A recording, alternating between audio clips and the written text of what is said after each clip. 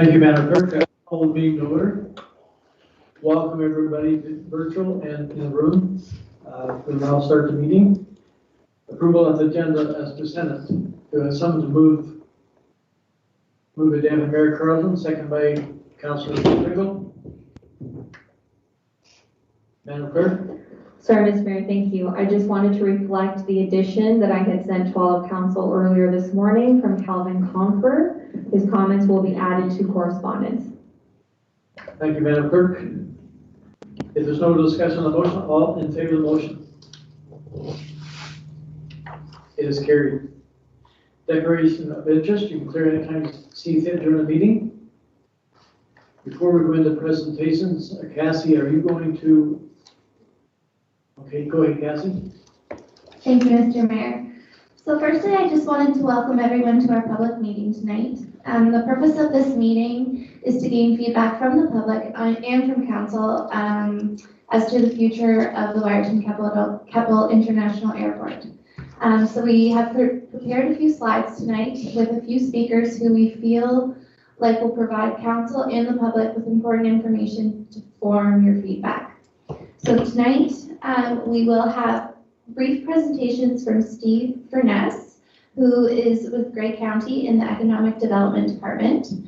Danielle Edwards, she's with the Township of South Bruce, also in the Economic Development Department. Jennifer Burnett, our senior planner here at the Township of Georgian Bluffs. Myself, Cassandra Rocca, Director of Finance here at the Township of Georgian Bluffs, and Trent Jervis from Lumex Group. But before we get started on our presentation, our clerk, Brittany Drury, will be giving us a few guidelines and rules to follow during presentations and public question period tonight. So, Brittany.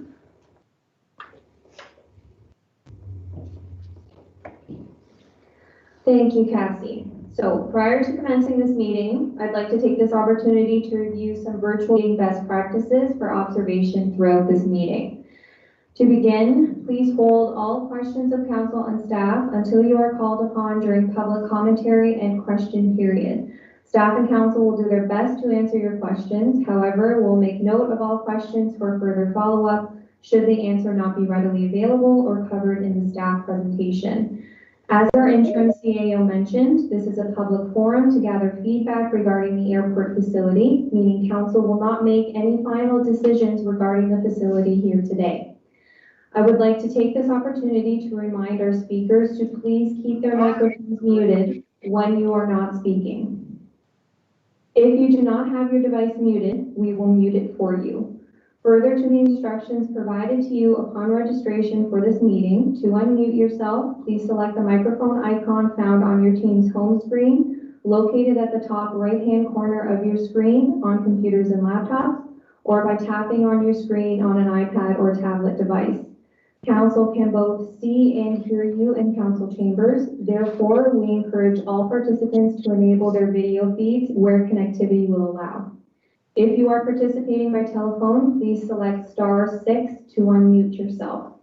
Each speaker will be provided 5 minutes to submit their comments. You will be provided a 30-second warning prior to the completion of your allotted 5 minutes.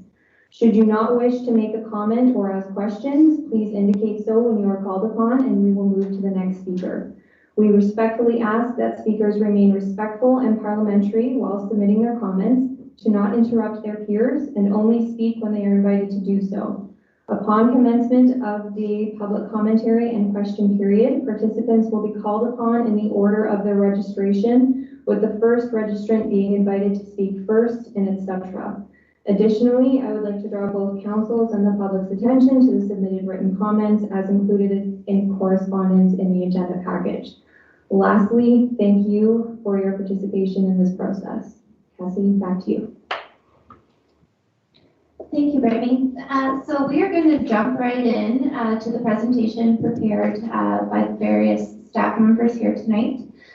So leading us off, Steve Furness, would you go to the microphone, please?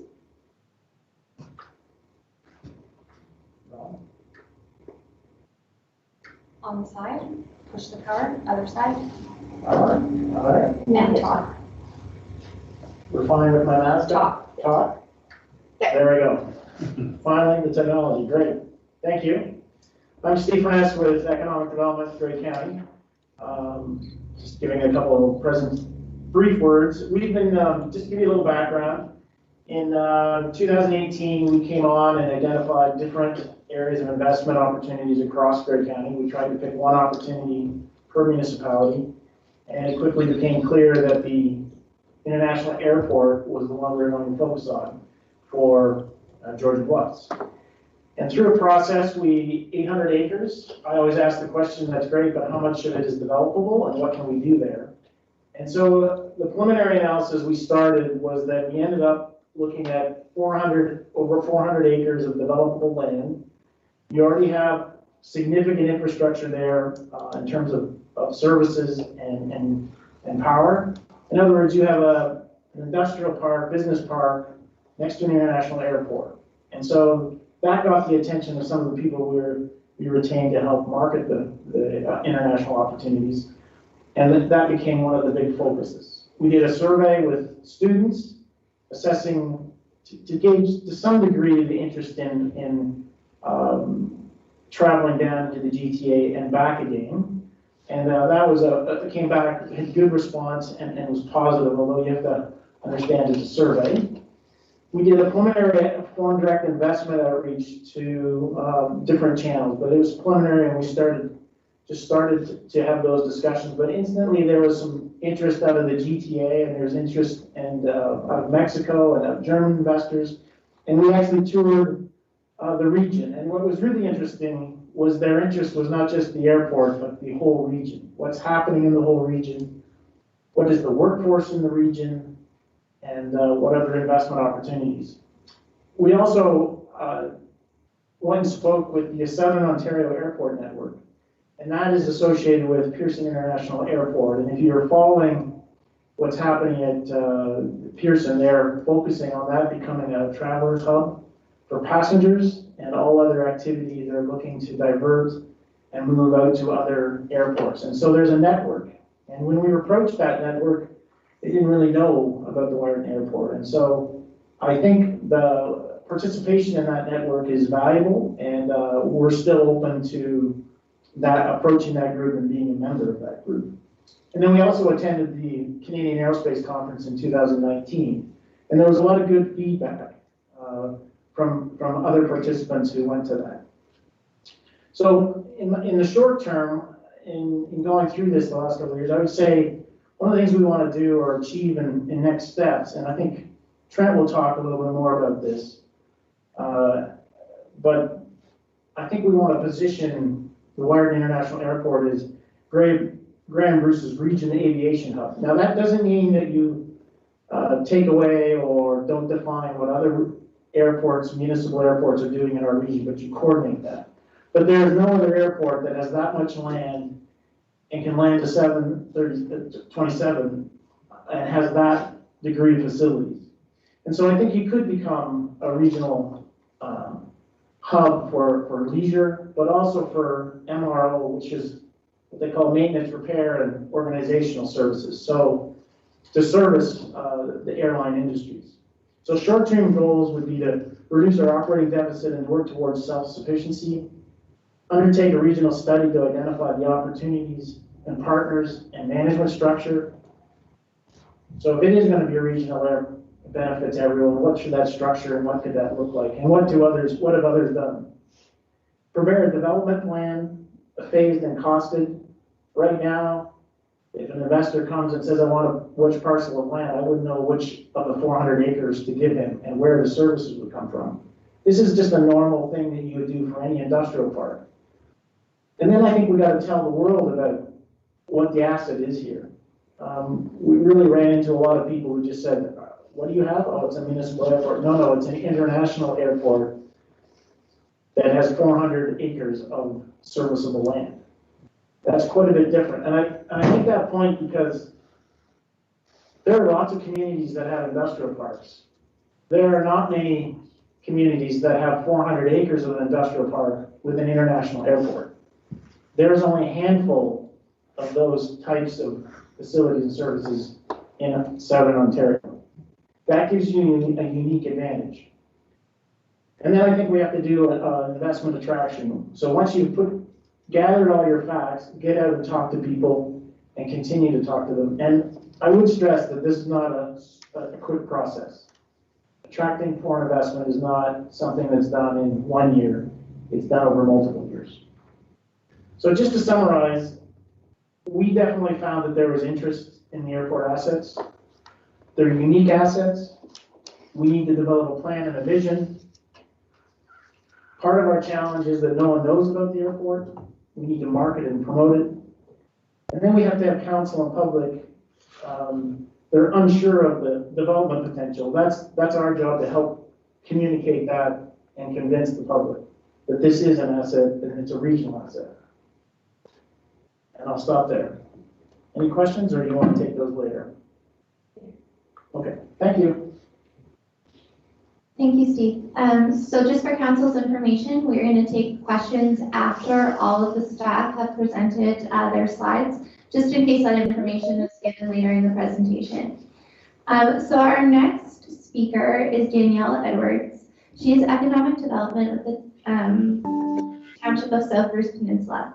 We've asked her to speak tonight because if council recalls, earlier this year, George and Bluffs put money towards a hotel feasibility study that the Township of South Bruce Peninsula was undertaking. So we felt tonight would be a good opportunity to share those results, as a hotel feasibility study does tie into the airport. So please welcome Danielle. Can everybody hear me okay? Yes, we can. All right, wonderful. So thank you for having me here tonight. Again, I'm Danielle Edwards, and I'm the Economic Development Officer for the town of South Bruce Peninsula. So I'll give you a little bit of background about the feasibility study and how we kind of came to today. So Bruce County alone sees 2.5 million visitors to the area annually, with 64% of those visitors traveling up the Bruce Peninsula. So back in March of 2019, Mayor Jackson and I attended the Investors Den pitch session that was hosted by the Economic Development Council of Ontario with the Ministry of Tourism, Culture and Sport. And at this session, we had the opportunity to meet with 12 different hotel investors and pitch to them why our area was a prime location for hotel resort development. Each one of the developers advised that they would only consider the area when we could provide the quantitative data that validated their return on investment. So this August, we commissioned RevPAR International to complete the necessary analysis to complete the study. Next slide. So the study was just finalized last week, and we are happy to advise that it validates that resort hotel development could see a positive return on investment for the area. And the study identifies the lands or the privately owned parcel and the RV campground adjacent to it in Blue Water Park. So we're actively in the process of marketing the site for hotel resort development. Next slide. So the feasibility study recognizes the airport as a regional asset for hotel development. Further, a hotel would provide some of the key amenities that could spur future development in the entire area, including the commercial lands in and around the airport. The benefits being for hotel development being identified as year-round overnight accommodations, year-round food and beverage, and year-round jobs for our residents. Future development, investment attraction, increasing tourism, and supporting the local economy requires a collaborative effort throughout all regions in the area. So that's my portion of tonight's presentation. Thank you. Thank you, Danielle. Next, we will have Jennifer Burnett, the Senior Planner here at the Township of George and Bluffs.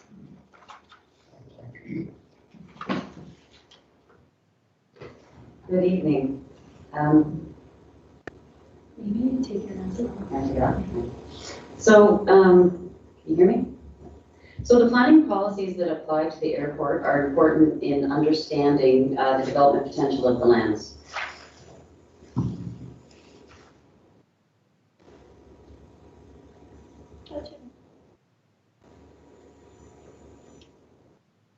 Okay, sorry, couldn't see that. So the official plan designations and policies effectively tell us how the land can be used. The airport property falls within an area that's covered under 4 official plans. So the Grey County official plan, Township of Georgian Bluffs, the Bruce County official plan, as well as the South Bruce Peninsula official plan. The runway, the terminal buildings, and the hangars, they fall within the Niagara Escarpment plan, which is a provincial plan.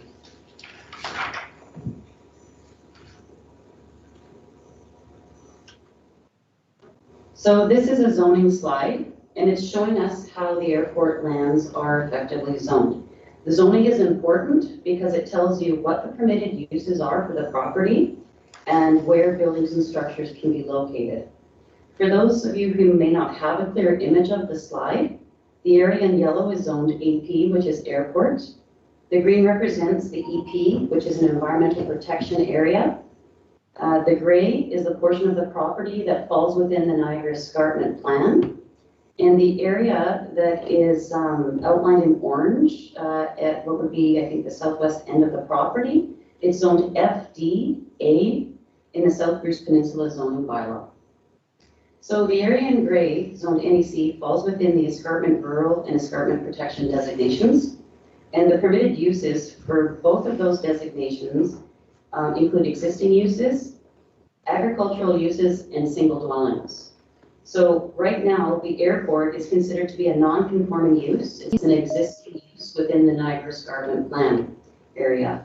And should that airport cease to operate as an airport for any length of time, it could not be reestablished under the Niagara Escarpment plan policies. So subsequent land use would have to comply with the escarpment rural and escarpment protection designations. The portion of the airport in Wiarton, zoned FDA, is effectively a future development zone which permits construction of detached dwellings and accessory structures on existing lots of record with private septic system and municipal water in accordance with the general R1A zone provisions. A consultation with the Bruce County Planning Department would be necessary to determine the feasibility of extending water and sewer services, as well as support for a plan of subdivision if lands are no longer used for airport purposes. So the Wiarton Airport zoning regulations are federal regulations that also apply to the properties that surround the airport. Those zoning regulations work to regulate height and use within specified distances to the airport, and that is to help ensure that there's clear flight paths on approach to the runways.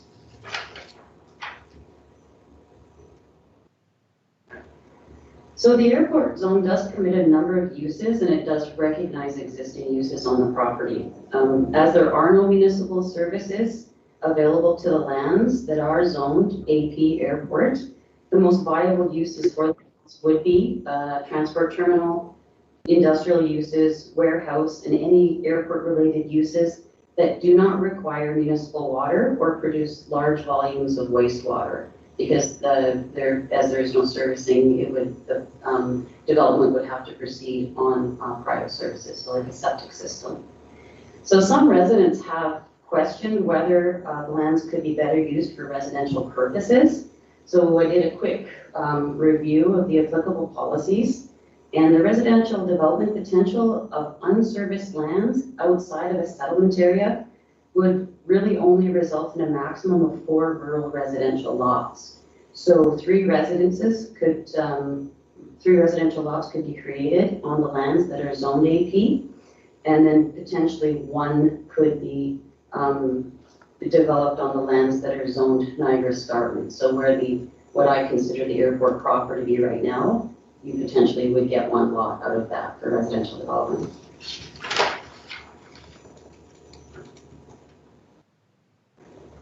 So this slide is to show areas on the airport lands that are zoned environmental protection and regulated by the Grace Level Conservation Authority. So this image is mapping the location of significant wetlands and significant woodlands. So that's the area that you would see in blue. The yellow area that surrounds the area in blue is the associated required setback from those features, or what we would term a no development zone.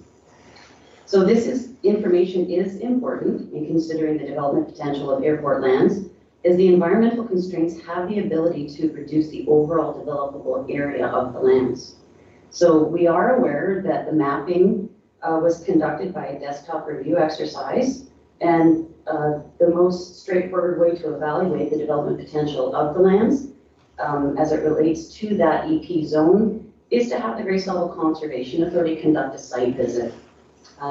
The purpose of that visit would be to evaluate the features and determine if the EP zone could be reduced, realigned, or if it should be increased. So currently there is one active planning application on this property, and UA 59 is an application to amend the Niagara Escarpment Plan to extend the Wiarton urban boundary to include the area of the airport that's currently in the NEC. So on this slide here, you see the area in gray. That's the lands within the Niagara Escarpment Plan, and the application is to include those in the Wiarton urban boundary designation. The effect of this application would be to remove the lands from the escarpment rural and escarpment protection designations, thereby allowing the lands to be regulated by the provisions of the township zoning bylaw. So this application is on hold pending the submission of airport planning documents to justify that boundary expansion. So just to conclude the planning policy portion of this presentation, a verification of the EP zone is necessary to determine the development potential of the land zone AP airport that are adjacent to those EP areas. Thank you.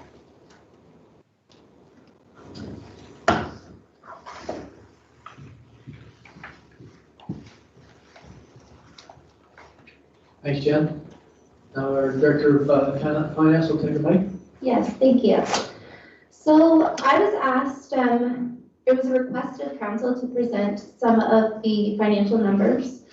So the expenses and costs that have been associated with the airport since we took over full ownership. But I think to best understand the cost since we took over full ownership was to look at what we paid when we were 50% owners. So when we were 50% owners, the airport was operated by a board, and we remitted 50% of the cost to the board each and every year. So the details are on the slide, but in 2014, so the final year of the joint board management, we contributed $145,000 to the airport. One thing to note is that when the airport was operated by the board, there was very little capital investment.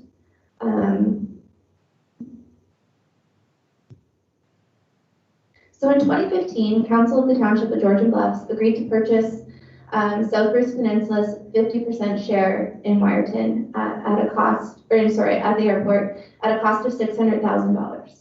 What we did was we took out a 10-year loan to fund the purchase. So each and every year, we make principal payments of $60,000 and then interest payments on the outstanding balance. So to date, so from 2015 when we got the loan till October 31st, October 31st, 2020, we have paid about $66,000 in interest on the loan, and the current balance of the loan is $280,000. So we do have a few more years until that loan is paid off.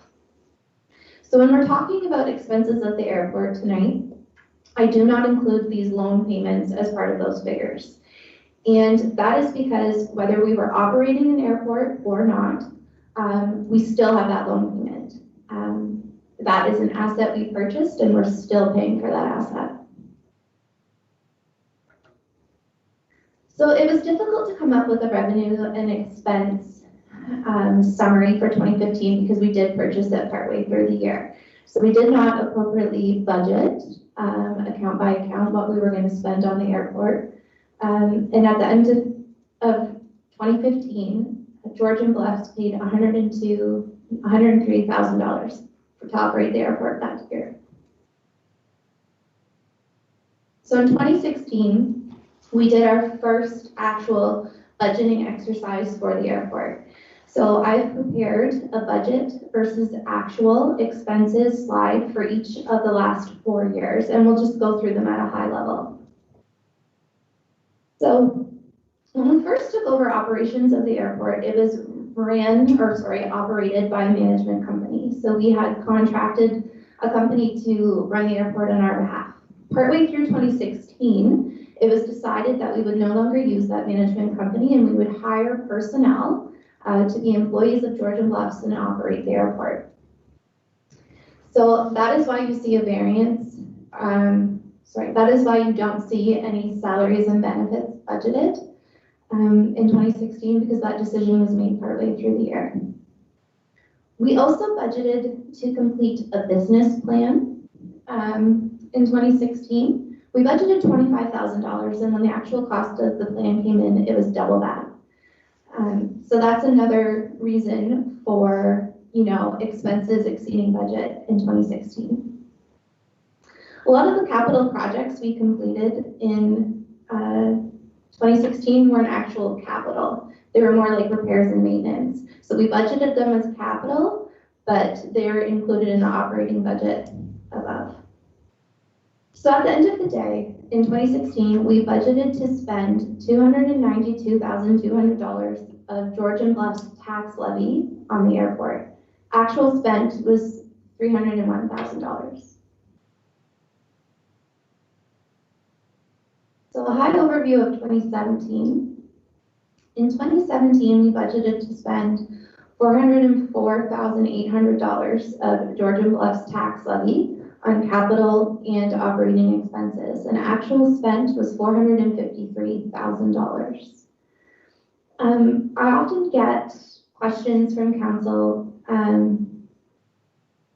what about this, what about this, what about this? So when I'm talking about the actual budgeted, I'm talking about what's presented as part of the budget presentation. But then through the year, sometimes council approves additional expenses beyond the budget.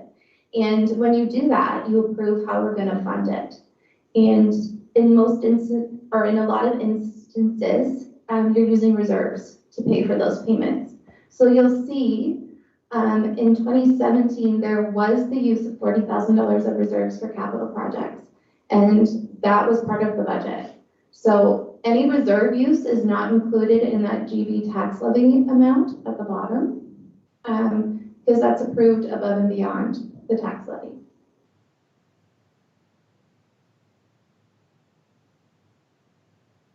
So in 2018, we got a number of grants for the airport. So the first one was the grant we received for the air service survey. And we received $13,250 to pay for that survey. So the other half was contributed by Georgian Bluffs. And Georgian Bluffs approved using reserves for that project. We also received a $34,000 grant to replace all the windows and doors in the terminal building at the airport. And when that was received, the budget was already passed. So our share of that project was also funded from reserves. And those reserves transfers are reflected in these numbers. So 2018 was actually, a good year when we're looking at GB tax levy budgeted versus used, because we were under budget when you look at the tax levy amount. So that is why I've done a running total at the bottom, because it can be kind of confusing if you just look at it from year, because if you go over, you might ask, well, how did we pay for that?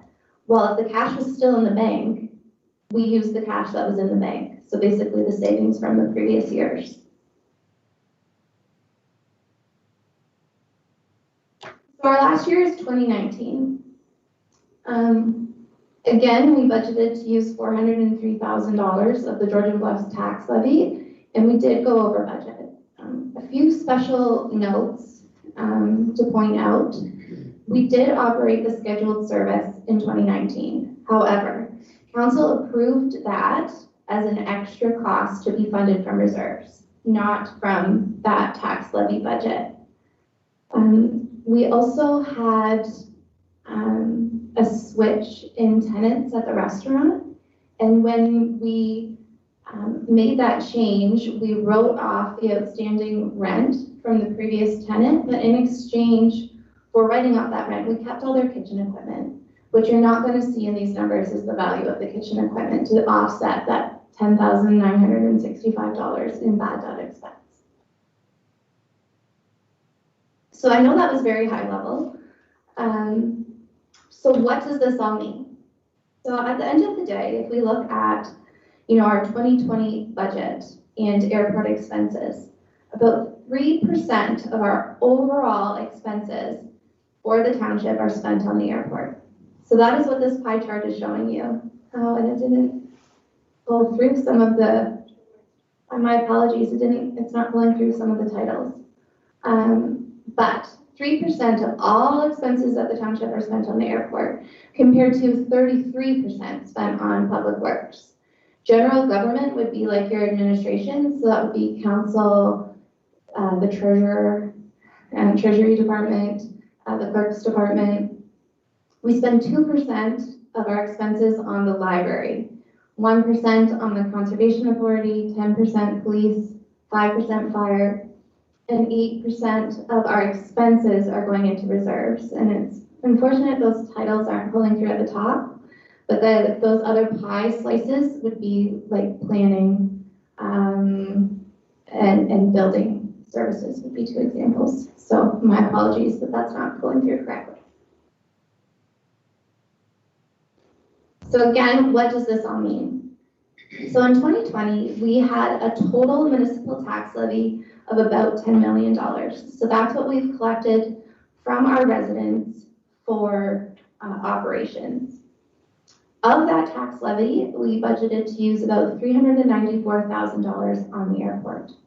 So 4% of our budget is being spent on the airport.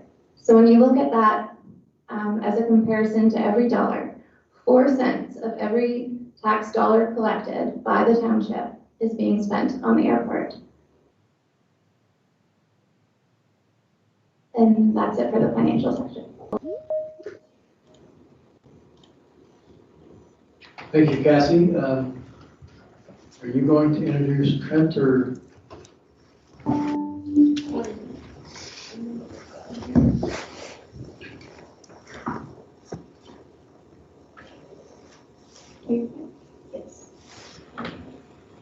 Yes, thank you, Mr. Mayor. So we have Trent here from Lumex to talk about airport operations. Lumex is currently hired by the township to operate the airport, but they provide a wealth of knowledge in the airport industry. And that's knowledge that we need to have in order to form our decisions. So Trent, I will pass it on to you. Thanks, Cassie. Thanks, Your Worship. If I can get you to go to the next slide. I just wanted to just discuss, this is the asset that you're here to talk about tonight. Incredible airport for many reasons that I'll kind of talk about tonight quickly. Next slide. So you can go to the next slide. And the next slide.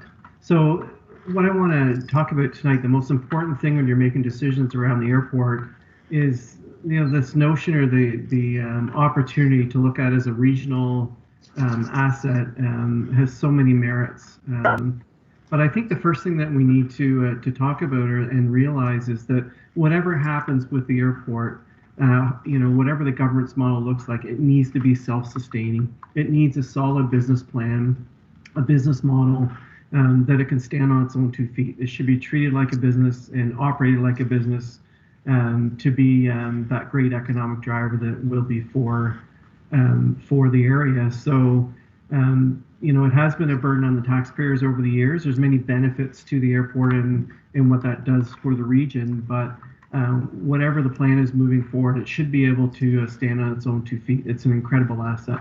And next slide, please. Some of the important features of this airport, it's the only certified airport in Grey and Bruce County. So when you're looking at attracting business and aviation companies to the area, that's a very important feature, because what it's saying to the aerospace industry is, because it's certified, it meets a standard, and it lets them know that when they're coming into that airport, it's met all the safety features that should be there. So that's an incredible part of the airport that's very hard to get and very hard to maintain, but once you lose it, it's very hard to get back. The primary runway was 5,000 feet with tons of room to expand if you need to. So if there's opportunity, you can grow the runway to meet those opportunities, with a secondary runway that could be brought up to speed to open if required. The Canada Customs Airport of Entry, which a lot of your traffic, jet traffic, comes from the US for tourism and business reasons, so very important. The airport, although not staffed 24 hours a day, has the ability to be open 24 hours a day, and is so to get move goods and passengers and medevacs. It's open all the time, so that's a great feature as well. Hosts to Nav Canada's backup navigation equipment for Central Ontario, so plays a vital role in the that aerospace sector in the area. Next slide, please. Medevacs, so 38 medevacs in 2019, including organ transportation. And you can ask the question, why do they need the airport to for that reason? So go to the next slide, please. So out of those, so 8 fixed wing flights. So they're coming to the critical airport they need to get that support. 30, and then the 30 rotary wing flights. So again, they may transport patients, organs for donation, outpatients, inpatients. They often come to the airport as a hub for the Grey and Bruce County. So the ease and the safety for patient transfer and to get their fuel. It's important to point out that the rotary wing can only land in other locations if it's an emergency. So for those other vital business, they can't just land anywhere. We have 24-hour human weather observation on site. So again, very critical real-time weather data. So located on 820 acres of land. So we heard earlier what some of the opportunities are with that. Having that land not only for development, but to protect the airport's the surroundings, to ensure that it doesn't get boxed in by development that would prevent aircraft from being able to land safely. The 2 runways with the taxiway system, again, lots of infrastructure in place. This next one, having the IFR approaches, some of the best approaches to have for airports, so that's critical. The public terminal building, which is great for now and for future growth. Some of the on-site tenants, the Coast Guard, Nav Canada, Bayside Aero, so having that, the AME, AMOs, so to repair aircraft, and having an on-site restaurant. And, when people come to the airport, they're coming to, buy fuel and eat in the restaurant, so they're bringing money into the local economy. Next slide, please. Just to give you an idea of movement, so movement is classified as a takeoff and landing. So if we look at in 2019, there was roughly 5,000 movements, and if you look through the various months, May, June, July, August, September, October, we're seeing big increases in numbers, and predominantly that's for tourism reasons. So people coming to the area to spend money. If we look at the 2019, over 90% of the charter flights originated from the U.S. So that's attracting folks from other countries into an international airport to spend money in your community. Next slide, please. The fuel offerings, so both 100 low lead and Jet A, it's a card lock system, so it doesn't have to be staffed. So the airport's open 24 hours a day. Well, people can buy fuel and spend money at the airport 24 hours a day. And great competitive rates, which will bring aircraft in from other areas to buy fuel at Wiarton. This is a really important feature. So the airport, on one hand, costs the taxpayers money, but on the other hand, if we look at what the GDP, so what it brings into the community, is total in this chart based on 2016, so it'd be more now, but it's $2.3 million. So to close the airport tomorrow, $2.3 million potentially leaves your community of GDP. Next slide. So why Wiarton? You know, why consider this as being an asset to keep open? So what we did is, and this was taken through Grey County's business development publications. So if you look at Grey County, look at the airport and put it on a 500-kilometer radius, you can see where you can draw people in from the U.S. and from basically over to Ottawa and the U.S. into Pittsburgh and Milwaukee and that sort of thing. So that's very important when you look at air travel. And why should somebody locate a business at Wiarton? Well, it's within that travel hub of some major aerospace industry. So that's a very important feature as well. Next slide, please. Now, the next map we looked at, so we looked at air travel. I know that's been a part of Wiarton's discussions. So we took a map and looked at what's the population within that 75-kilometer area. So how far would you drive to get on a flight to go to Toronto or to go to a destination and that sort of thing? So 153,000 people, which is a great catchment area that brings lots of potential for the airport. Next slide. So it's also by NAV Canada is declared a recovery airport. So it's an alternate airport in the event something goes wrong with some of the major airports. Who else uses it? So D&D, the Coast Guard, OPP, and other emergency service providers use the airport. So another critical piece of infrastructure to protect your community. Next slide. We can skip through this. It's been covered, so there's lots of potential with infrastructure and whatnot in place. The pavement load rating, which is very important. So the pavement load rating, what that means is you can land 737s, Airbus 320s, that caliber of aircraft. So again, for bringing goods and moving people. So that's a large asset. Next slide.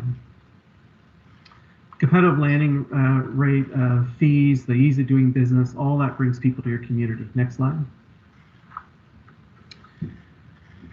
We talked about runway expansion. So when you look at being able to go to 6,000 or up to 7,500 feet, again, you're not going to do that unless you're bringing the business in, but there's a potential to increase your runway size. Next slide.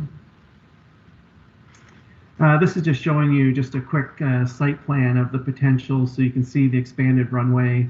You can see the areas in blue for aviation-related apron space, proposed runway expansion. So there's lots of room, as you've been hearing tonight. So we looked at what is the high potential opportunities. So what should the airport look at? Because I think you need to be really realistic. What is it and what isn't? What is it set up to do and what shouldn't you concentrate on? So flight schools, very critical with pilot shortages. We have to get through COVID, but that problem will still be there when flights return to normal. MROs, so those maintenance, repair, and overhaul facilities. The tourism packages, so bringing folks to your community. Now is the time when people are going to be looking at domestic travel more than ever. New hangar builds, so to attract businesses and general aviation folks to the airport. Next slide. Other high potential, so that non-aviation, what do you do with some of the other land that's not suited for aviation? So looking at agricultural, so specialty crops, high paying yield, the industrial park that was mentioned by Steve earlier, hosting the events and potential solar farms when some renewable energy prospects come up again. Next slide. So I just wanted to quickly show you a few examples of regional airports that have taken the same feel of what you guys did or what you guys may want to consider with that regional asset. So Peterborough is a good example. Same sort of airport before development, 300 acres of land, now 885. Next slide. So 3 levels of government came together to turn the Peterborough Airport into something that the region could enjoy. Brought in municipal servicing, streamlined building processes, did a business case, that realistic business into the airport. a master plan, updated the strategic plan again, to turn this into a regional economic driver. Next slide. This was just quickly, this was a shot of Peterborough before development. So 5,000-foot runway, same as Wiarton, a few general aviation hangars, a little bit of business. Here's a shot in 2011. So with pumping money into the airport to expand it, to get ready to attract business. You can see already some development there since the earlier slide. Next slide. This is August 2017. So within 7 years of redeveloping the airport, there's 30 general aviation hangars, a number of aerospace businesses, and Seneca School of Aviation and 2 other flight schools that have developed. Next slide. Here's August 2020. You can see 2 more hangars to your bottom right that were added for Flying Colors, which is a world-class MRO that has expanded. And so you can see more hangars being built as well. Next slide. And there's just another shot to show the development. Next slide. So over the last, from 2008 to 2016, so in 8 years, $32 million of private money was put into the airport. So the airport comes up with a valid business plan to attract aerospace business. The aerospace industries answers the call, and they are now investing into the airport, into their own assets. Next slide. So if you look at 3 levels of government contributed to the expansion, they put in $39 million from 2008 to 2017. The city's investment was $24 million, and various levels 15 million. And if you go to the next slide, so because of that investment today, 24 aerospace businesses, shovel-ready service lots. So again, that positive business plan, that's that solid plan. Next slide. Education was one of the main pillars identified. So Seneca College, Seneca, Trent University, Fleming College, high school's major program, all are affiliated with the airport now because of that solid business plan. Next slide.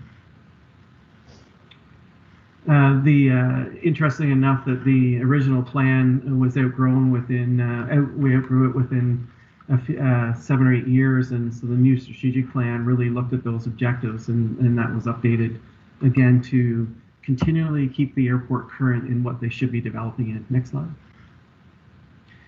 This is the number I love to show. As of 2016, the GDP was $74 million. So from 30 million in 2008 to 74 million by having a solid business plan on how to move the airport forward as a regional asset. Next slide. And you can go to the next slide. 535 employees work on Peterborough now compared to 70 in 2007. So that solid business plan helped. Next slide. This is just a couple shots of some of the world-class work that's completed at Peterborough. You can keep just rolling through the pictures, please. Movements-wise, so if you look in 2008, 15,000 movements in 2008, actually 10,000 in 2007, up to 44,000 in 2019. So again, solid business plan in place. Mix of traffic, same as Wiarton, the exact same traffic that Wiarton sees as well. Next slide. Niagara is another example. They're just going through the process now. 3 municipalities own the Niagara St. Catharines Airport as a Niagara Regional, and now it's being taken over by the region as a regional model. This airport's just in the process of going through that. So why did they regionalize? So transportation for those in the region, so it's a regional asset. It should be treated and paid for by the region as a whole, but it's an asset for attracting business into the whole region, so it's that regional focus. Once you grow the airport, you get and get that scheduled service rolling, then you start qualifying for ACAP funding, so federal funding to help fund your airport. So by working together as a region, you can accomplish that faster. Lake Simcoe Regional, so which is basically Barrie, was the Barrie Orillia Airport, so it's owned by 3 municipalities. Just in 2020, the County of Simcoe became the majority ownership for the same reason, making it a regional model. to make sure they promote it as a regional airport. So they also are expanding as well based on positive and business planning. So the county is helping support business development activities. They have experience with it, lots of infrastructure to help with that, looking at capitalizing on future opportunities to help drive the economic prosperity, creating jobs, enhanced transportation options. So it's being looked at not just by a couple of municipalities, by the region. So again, just lots of expansion planning that would not have happened had it not gone as a regional model. Next slide. Region of Waterloo, I'll skip through this quick as well, but same thing, the region took it over and created that 20-year plan, and now they have 25 businesses, $300 million in GDP, which was, again, once a smaller airport. Once it became part of the regional strategic economic asset, things really started to develop. Next slide. So Mount Juliet Airport, so again, quickly became a regional model. International board was introduced. So this is one of the largest regional airports in eastern Quebec now, again, taken over and dealt with and thought of as a regional model. Next slide. So major transportation facility, business, leisure travel. So the same thing Wiarton's potential has as well. It's really the collaboration with the regional development initiative. So it's not standing alone as an island. It's really working together on regional initiatives and how the airport feeds into that. Next slide. Muskoka, again, another example. Just once a smaller airport that's now being dealt with as a regional model. So the connectivity for business, tourism, medical services, agricultural, forestry, monitoring, firefighting, and you may recall that Porter started flying in there last year as well. So again, working together as a region, you could make that stuff happen. Next slide. So there are 6 municipalities that contribute to the airport, and the GDP, so the return on investment is $40 million annually. So why regionalize? That's the question. Next slide. So a couple of the reasons to look at it from a transportation perspective. So facilitate as a transportation hub for goods, tourism, business travel, commercial growth, both with in and external the region. So there's other airports in the region as well, but it's again that domestic travel as well, especially given what COVID's going to do over the next little while. Residents, visitors, businesses, and this is the big one. It's an economic driver for the region, and it should be thought of that way. So look at attracting new businesses, improve the region's ability to interact with the larger markets. So it's not just bringing business to the airport; it's bringing business to the region. They want to be able to. Business folks want to travel in, do their business with the company they set up, and get on their aircraft and go home. So it's about connectivity as well. The economic health, so we've just talked about future opportunities to drive economic prosperity. So all these are reasons to look at regionalization. Next slide. So for the airport specifics, so growth in air traffic, so promoting on the world stage the Wiarton Airport for air travel. The Southern Ontario Airport Network, which is a huge goal to get to as an airport, and when you become a regional airport, that almost helps with becoming a member of Southern Ontario Airport Network, because what that's going to do is as Pearson reaches capacity, and as they're attracting business, any of the SOAN airports become part of that fold. So very important. Okay, just last slide there. So this is one example of leisure travel that's done at Peterborough, but they come in 737s, they load up passengers from the region to go to travel destinations. You board on a Thursday and you come back on a Sunday night and you're close to home. So these are some of the initiatives that when you really have a solid business case, you can start attracting that business to the area. Next slide. So what are the next steps? There's a lot to think about as you're looking at the future of the airport, and what we feel the next steps should be is, first off, a feasibility study should be completed to look at that regionalizing the airport. So what does it look like? What's it mean for the other airports in the area? What's it mean for the potential? How should it be governed? How are you going to get a return on your investments? How will it stand on its own, or how could it? And to move forward. So, and then after that, the creation of a plan on how that will move forward. So what is it going to look like? And then out of that, you develop a master plan that is going to drive the all the infrastructure in the airport, how it's developed, how folks can do business, and how the governance model will come into play. And then from there, it's implementing that plan. You can't continue to operate the way you are. I think everybody realizes that you need a solid business plan that's going to make sure that it's self-sustaining, and it definitely has the opportunity to do that. And we feel that it's a 24-month turnaround by the time you, from start to finish, to implement that. Next slide. We can finish. Thank you. Thank you, Trent. So at this time, Mr. Mayor, through you, if you would like to open up the floor to any members of council to ask questions. Thank you, Cassie. Thank you, Trent. I will open the floor to any council member who wishes to ask a question on any of the 4 presentations we had here tonight. And can we get the screen back, please? Kathy has her hand raised, just while I get the screen back. Okay, Kathy, I cannot see you, but go ahead.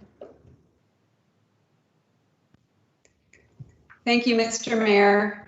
Thank you to everyone for all of those informative presentations. I really appreciate that. I wonder through you, Mr. Mayor, if I might ask our Director of Finance a question. Go ahead, Kathy. Cassie, I'm going to apologize straight off the hop because I think I might be one of the ones you were referring to earlier who keeps asking questions about what about this and what about this and what about the money coming from here. So I'm going to do it again tonight with apologies. I think I'm understanding, but I just wonder if you would clarify for us. You speak to, for example, the final expenditures in 2019 as being $467,000, specifically from the tax levy.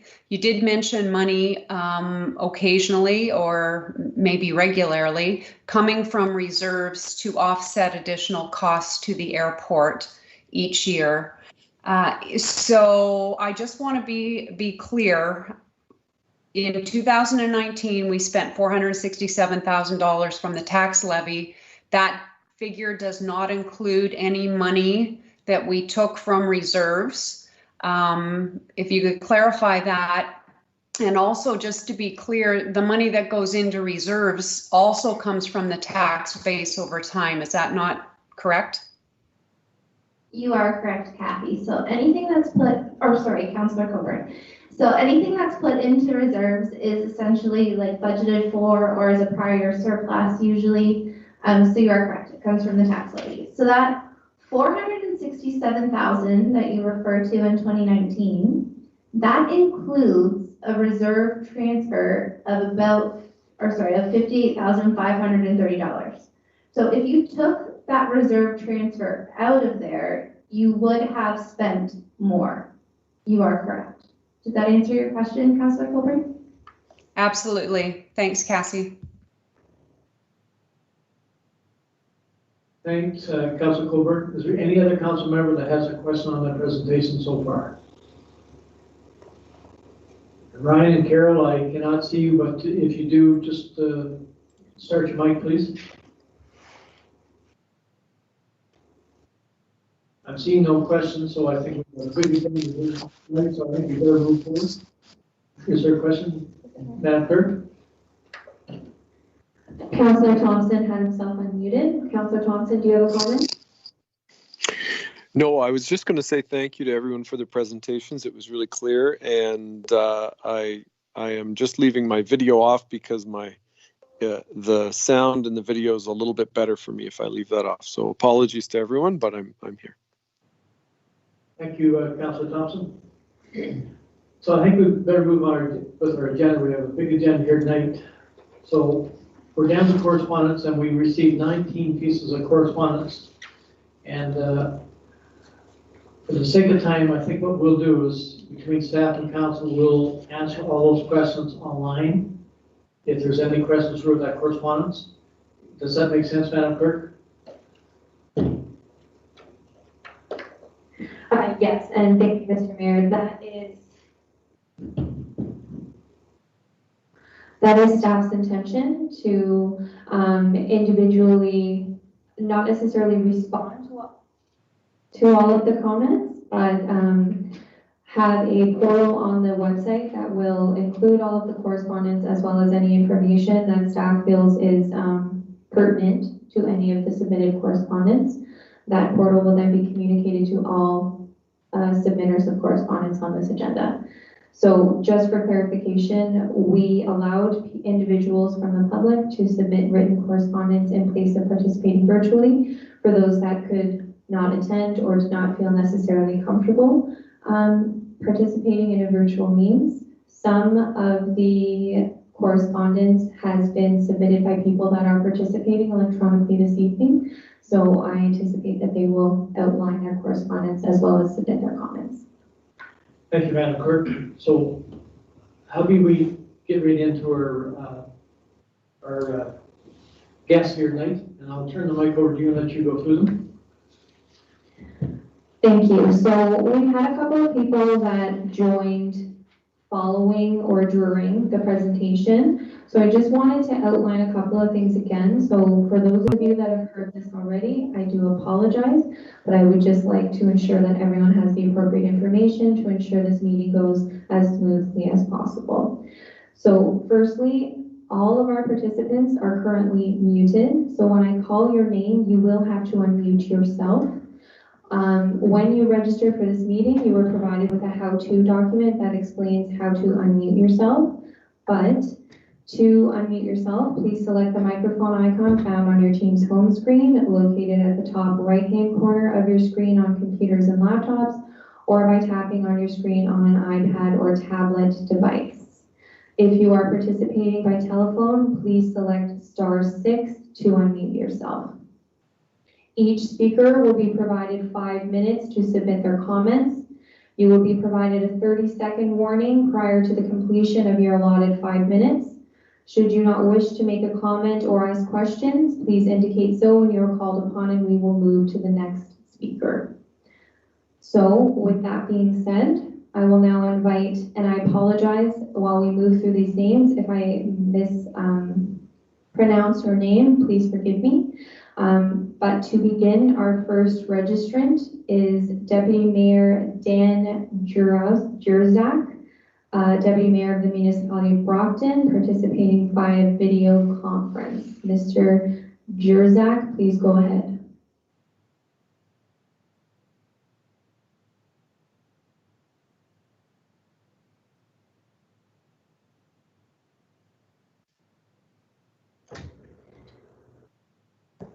And Mr. Jurzak, you are muted currently.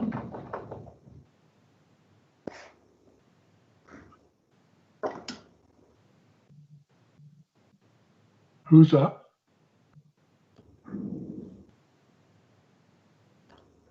Okay, so we'll move on to our next speaker.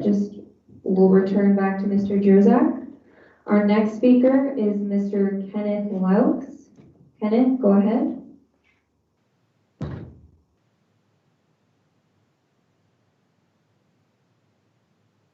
And as I mentioned, you are muted.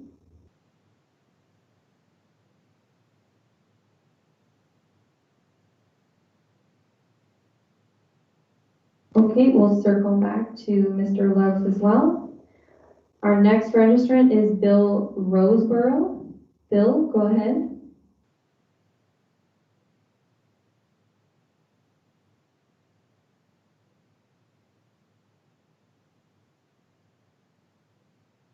Okay, we'll circle back to Bill. Miss Philomena McDonald, go ahead. And Philomena, I do see that you are muted. Hi, I have no comment. Thank you. Okay, thank you. Our next registrant is Pam and Bill Wilson. Pam and Bill, go ahead. Okay, No comment. Okay, thank you. Our next registrants are Brian and Wendy Reese. Brian and Wendy, go ahead. Yes, it's been very interesting tonight, and a lot of our views are also submitted in the letter to council from the Copa Flight 68, and we are really excited about the possibility of a regional airport and think that's an excellent stand. Thank you.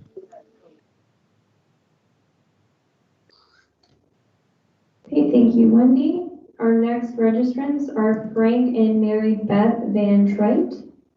Frank and Mary Beth, go ahead. I was just wondering how much money came from reserves in total.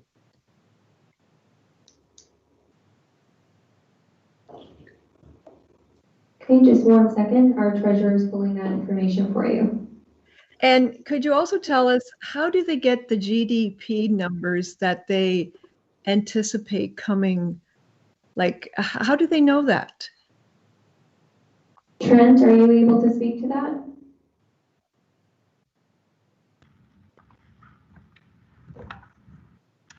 Yeah, for sure. So there's, and maybe I'll get Steve to jump in as well, but the GDP numbers are based on a bunch of formulas. So you take how many people work on the airport, business, so what businesses are spending on the airport. So there's a number of factors that play into that. And then there's a formula that's used to derive on how you get to that number. So it's goods and services and staffing costs and that sort of thing.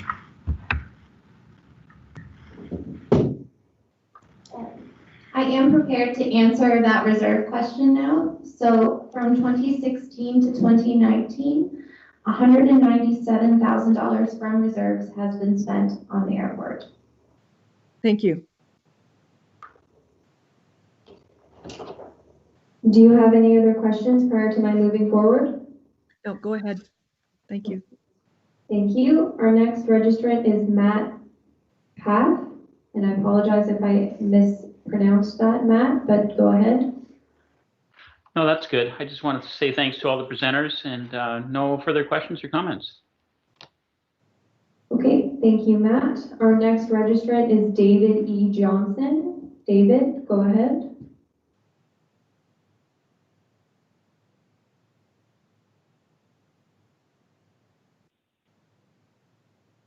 And I don't see that David is any longer on the line with us. So. Hello? Oh, sorry. Go Hi. ahead. Oh, sorry. Can you hear me now? David, you have muted yourself, so if you want to select *6, we'll be able to hear you in council chambers. Now we can hear you. Hello? Now we can hear you. Oh, can you hear me now? Yes, we can hear you. Go ahead. Sorry. Thank you. Sorry about that. Yeah, first of all, I'd like to thank everybody for the presentations. I've been in aerospace for 30 years. I'm also on the board of directors for the Brampton Flying Club. And, you know, I think it's critical that we maintain the airport as a regional airport due to the fact that the future growth of the area will depend on a regional type airport. As more and more airports shut down, there'll be more pressure to provide things that are identified in the presentations like training, flight schools. One of the biggest challenges we have right now in the Brampton Flying Club is the fact that we are not a regional airport and we're no longer able to expand. And we're looking to move our flight training and our maintenance training to other locations. So as a resident in the Grey Bruce County area doing business development in aerospace, airports like Wiarton are ideal for organizations that I work for now to move their operations into the region and to draw from one of the challenging issues that we're going to have, which is the AME and pilot shortages that we're facing after COVID shuts down. Having that ability to be closer to the Toronto region will already drive people. People are already leaving the Toronto region, looking for better opportunities and places to move to, better cost of living, and that will eventually draw those people into the region and provide the needed skill sets required to maintain the aviation industry. And without them, we'd be lost.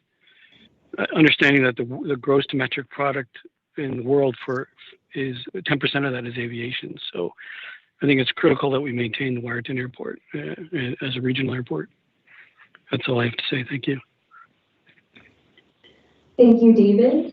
And I do see that Deputy Mayor Jerzak does have his hand raised. Deputy Mayor, would you like to submit your comments?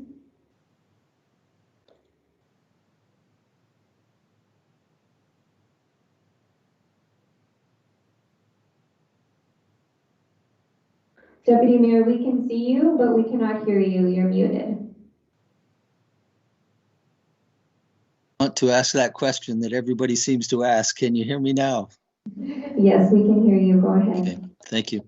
Yeah, sorry, I had to step away earlier. I am preparing for another council meeting this evening, but very informative presentations, and certainly important to see the regional approach that's taking place. And I have some understanding of the difficulty the municipality has and surrounding municipalities have in supporting airports and a regional concept.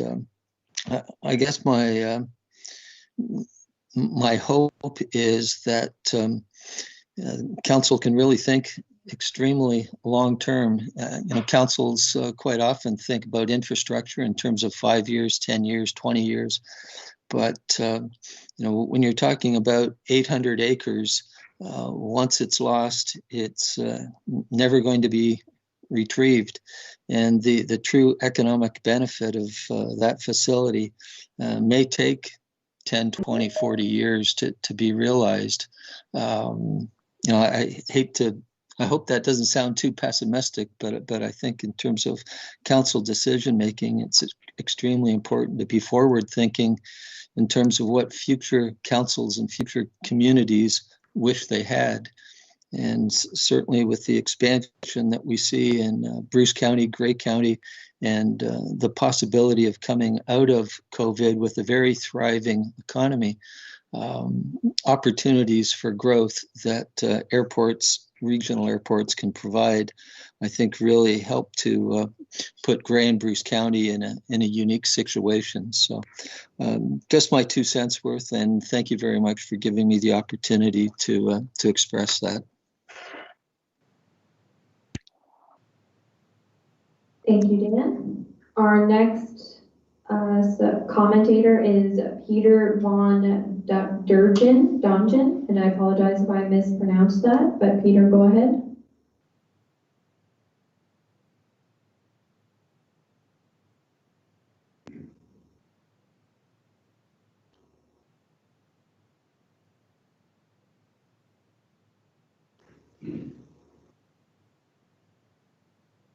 Peter, you are muted.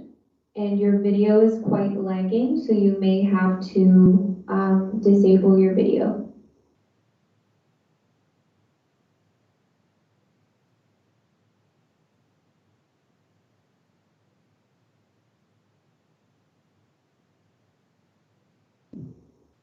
Okay, so we'll circle back to Peter. Our next registrant are Peter and Dana Steponis. And I apologize again if I mispronounced that, but Peter and Dana, go ahead. Yes, good evening, Mayor Burley and Deputy Mayor and councillors. Yes, I'd like to thank you very much. It was a great presentation. We by mix, and we think it's 1% on the ball. This is something, as you know, I sat on the airport board initially there a number of years ago, and I like this because all the municipalities in the area at airport, yet they're delinquent in paying any kind of funds towards it. For example, we had the they didn't land in Collingwood, they landed in Wiarton because Wiarton was the only airport that was long enough and a certified airport. Yet Meaford doesn't contribute to the airport. We have people coming to Owen Sound. We have people going to North Bruce as well. And South Bruce Peninsula is one of the major benefactors of the airport, along with Georgian Bluffs. So they should all really be contributing through this regional program. And this is something that we pushed for, and we mentioned at the airport board a number of years ago. As well, I put reports in from the American Airplane Pilots Association. Every city wants an airport in their backyard. It's an economic driver, and it brings business to the region. And once again, I comment on this report. It's just fantastic. This is something that we needed years ago because Wiarton has become stagnant, and they have to move forward with something like this. The only caution I have is hopefully this isn't something that just is shelved. We have to implement it, and we have to have some oversight and move forward on this program to make it a regional airport and have everyone contribute and benefit from the airport. Anyone you want to add? No, just that I thought it was an excellent presentation, and I think the future is looking very bright. And I myself was, I personally was in the hospitality industry for many, many years with a national hotel chain, and just the thought of the airport thriving and the hotels opening up, a hotel or several opening up in the region is fantastic, because there are so many employment opportunities that come with that, with excellent wages and benefits for people, a lot of entry-level positions and opportunities for people to grow within a company in the hospitality industry. So nothing but positive outcome from all of that, and for the airport as well. So I think the plan is outstanding. It was a great presentation. Thank you. In addition, my only concern is if the regions do not come on board for this, is there not a plan the councillors can come up with? Can we not just send a bill? Okay, we had people visit the airport from your region. They should be actually sent a bill. I can use an analogy. When I grew up in Holland Township, in order for me to use the Owen Sound Airport or Owen Sound Library, I had to pay a $25 fee in 1967. Can you imagine a child paying $25 so he could use the library, where everyone in Owen Sound was only paying 5 cents? Well, that's what happens when regions don't contribute. So I think, if they don't want to come on board, send them a bill. Thank you. Thanks. Thank you. And I'd like to check back with Peter Von Durgen before we move forward. Peter, are you ready to submit your comments? And Peter, you are still muted.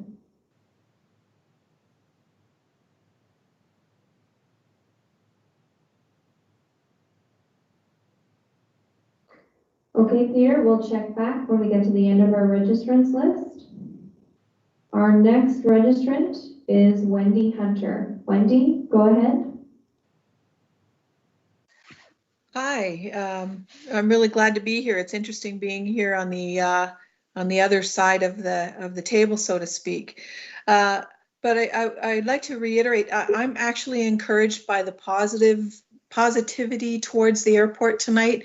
I think that the airport is a very important facility to keep going, to work towards getting thriving. I would reiterate the deputy mayor from Brockton. I think that we need to have a long-term vision of what the airport can be.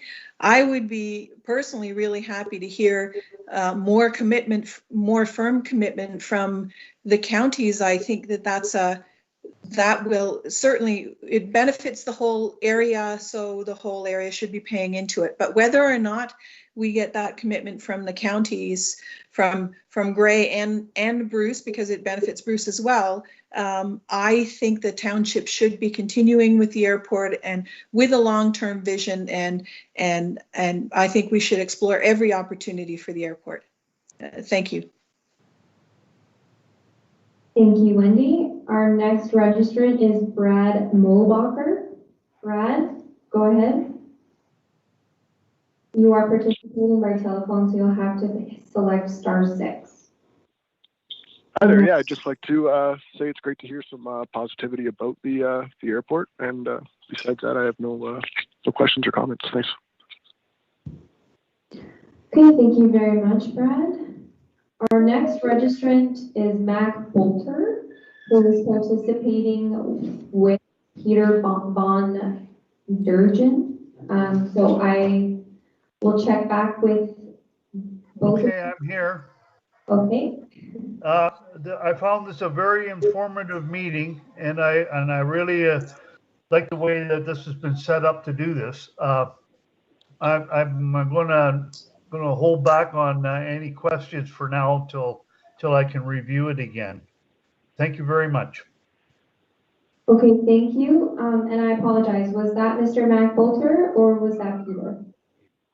I would like to see it stay as an international status airport. And this is Mac, right? Okay. Is that the summation of your comments, both Peter and Mac? Yes. Okay, thank you very much. Our next registrant is Jeffrey McNeese. Go ahead, Jeffrey.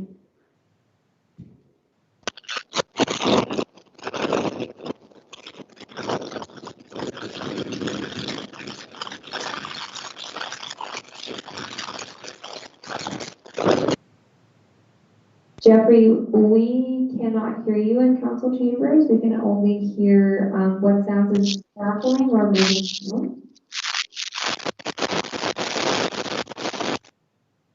So I would encourage you to potentially leave the meeting in a video capacity and call back using the telephone line, unless, try again.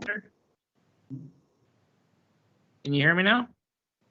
Now we can hear you. Go ahead. Okay, I was just wanting to thank everybody for all your presentations. It was really well put together. I just want to know who I would contact to host any events at the airport, actually. We would direct you to our current airport manager, Zachary Premate. Zach is on the line with us this evening. Zach, do you have any comments for Jeffrey? Hi, Jeffrey. It's Zach, and thank you for the presentations, everyone.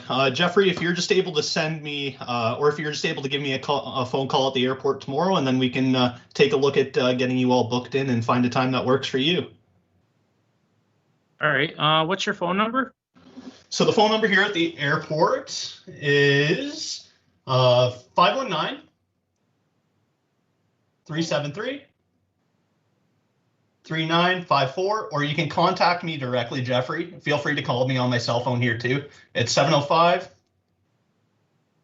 705-760-2727. Okay, perfect. Thank you so much. And I also was considering laying down a proposal to council, if that was possible.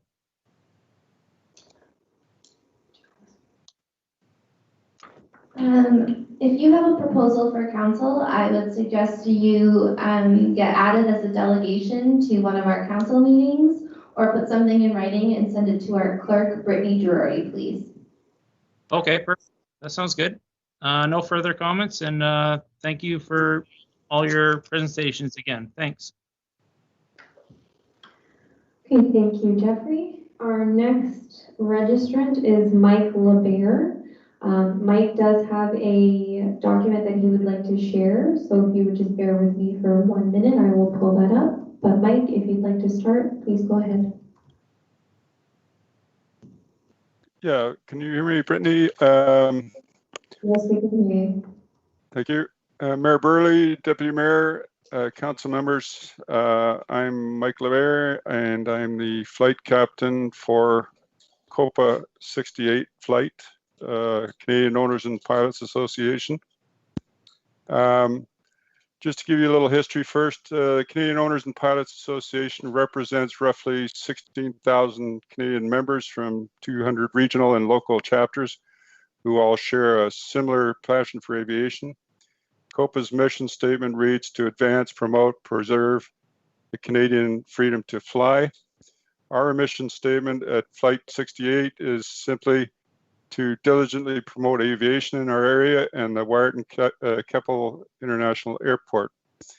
COPA Flight 68 is a local nonprofit volunteer organization. And over the last number of years, our group has donated over 12,000 volunteer hours to both promote the airport to the public and to the aviation community alike. Now I'm going to skip down to page 5, Brittany, if you don't mind. And I want to address some of the taxpayers' concern. And here we are here. Okay. In simplistic terms, the combined total population of Grey and Bruce counties, and I get these numbers from back in March when we first started doing this, the Grey and Bruce counties who would benefit from an effective regional Wiarton Keppel International Airport is 161,977 people, representing approximately 88,743 taxpayers. The current loan liability on the airport at the time that we took this is approximately $330,000, or to put it simply, $3.72 per taxpayer on a one-time levy to clear the debt, or 68 cents annually. That's per taxpayer. The current annual expense to operate the airport is approximately $562,000, or $6.33 per taxpayer. The taxpayer portion of the annual expenses is $402,650, or $4.52 per taxpayer. This does not take into consideration the amount of benefit feeding into the surrounding area from tourism, business, emergency, and personal airport use.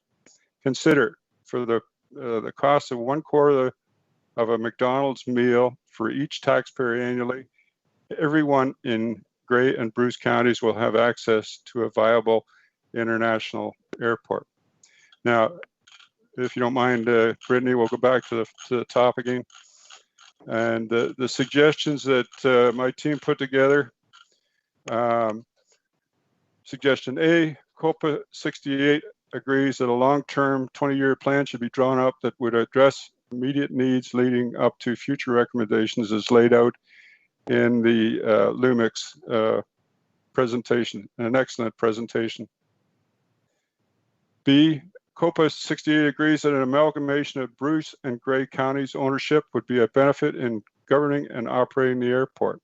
Please note that I'm not giving you a lot of detail here because time won't allow. C, repairs and upgrades to the 3,500-foot cross runway 1129 to attract small and medium aircraft when winds make the use of runway 525 prohibitive.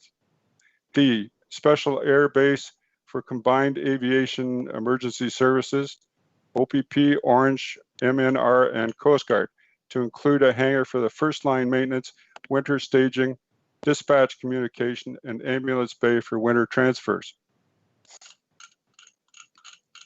Down to the next one.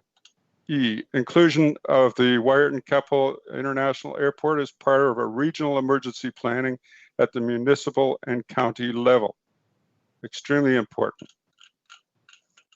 F, additional hangars for commercial and general aviation aircraft, general aviation flying training schools, aircraft maintenance facilities, and hangarage for itinerant traffic. Down to G, new terminal building to service UPS, FedEx, Purolator, and passenger movements. Something we don't have now.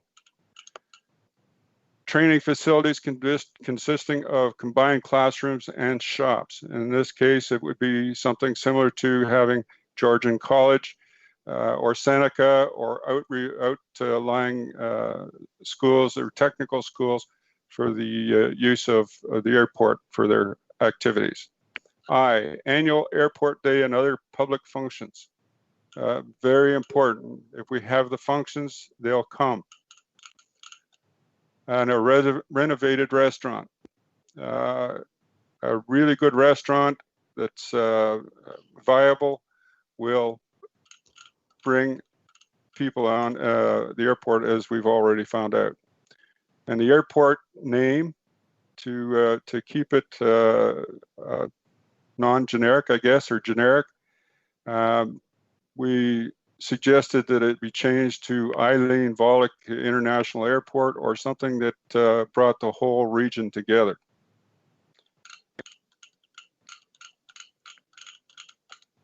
We believe that improving airport facilities, amenities, and usage, that this airport can be a benefit to all, but it will require that all taxpayers must be convinced by Grey and Bruce counties and municipal governments that this is a necessary investment. We will not achieve all of this in 1 or 2 or 20 years, but if we don't start now, we will not have achieved anything by the time we really need it. Build them and they will come. Thank you. Copa Flight 68 out. Thank you, Mike. And our next registrant is Ken McPherson.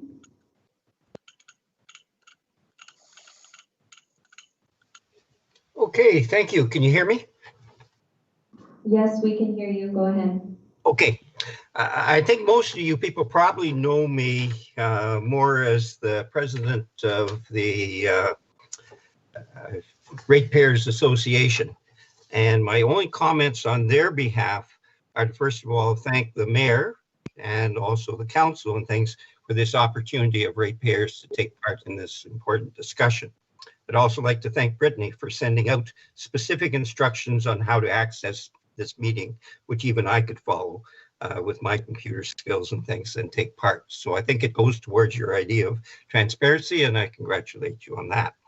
I guess the rest of my comments, though, are more of frustration of having listened over the last number of years to people, and many of the councillors there will probably understand where I'm coming from because they've been on council and they know what's been said over the number of years to people like myself. I'm not now talking on behalf of our association, okay? Make it clear. I took part in the 2017 to 2021 strategic plan meetings. The very first thing there is a vision to become the Grey Bruce Region's aviation hub. I've now sat here and listened to Lumix. I've listened here to ones like Steve from their area and things like that. And I've listened to other people keep on talking about this importance of it being a regional airport. However, that hasn't happened. And it seems to me that it keeps getting kicked down. I congratulate people for a lot of the attempts they've made. I think you were very clear about what was happening with the flights that you attempted, and that was something innovative and things. Money was put into it, but I think it was an experiment that was very transparent, and I certainly congratulate you on those things. But when I go through all the numbers, and I have sat down with Cassandra, and I thank her for having the patience to go through the numbers and things, I keep looking at the budgets from year to year and trying to see where we are moving towards a place where this place is becoming self-sufficient. I don't see it yet. I don't even see when I deal with the numbers having to do with the gasoline, which is something that's commented on. And I realize there's some money in reserves, or there's some reserves sitting somewhere that have a value. But the only numbers that I as a ratepayer can go on are the numbers of the revenues on the yearly budget compared to the amount that you have coming expenses. And if I look at those, even though we're selling a lot more petrol fuel and things, it appears that we're really not getting more money. Like the difference between those two numbers in 2016 was $40,000. And the math that I have to work with for last year, I think it was the difference between 213 and 194, which is $19,000. So even though we sold a whole bunch more, it cost us a whole bunch more. I realized COVID was a weird year.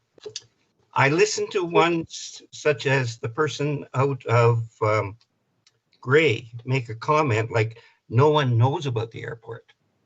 We've been promoting the airport. I believe that we think we've been promoting the airport for a number of years.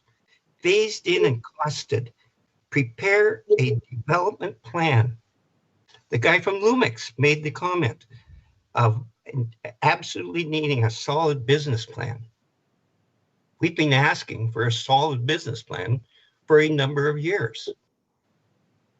If it can be demonstrated that something's going to happen, which will demonstrate with measurable objectives that these things are happening, then I'm certainly not against the airport.